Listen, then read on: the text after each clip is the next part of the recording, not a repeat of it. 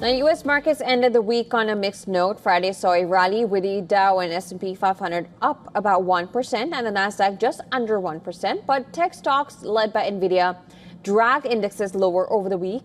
Meanwhile, Eli Lilly hit a $1 trillion market value. Take a look at our next report for more.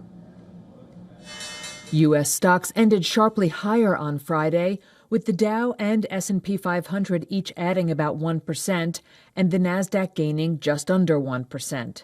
But all three indexes posted losses for the week amid concerns over lofty tech valuations. That was exacerbated by shares of Nvidia, which initially rose after the chipmaker's strong earnings report on Wednesday, but led a widespread sell-off a day later.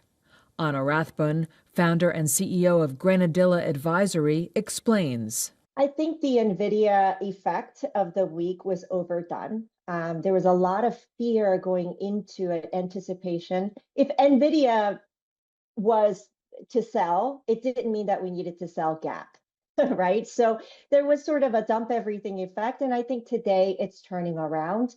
But we remember there's also weakness in the economy. There's a lot of things that the market has to digest going into the end of the year. So I would sort of look at today as dip buyers coming in temporarily, but next week we'll see where the direction of the market is and whether or not that has staying power.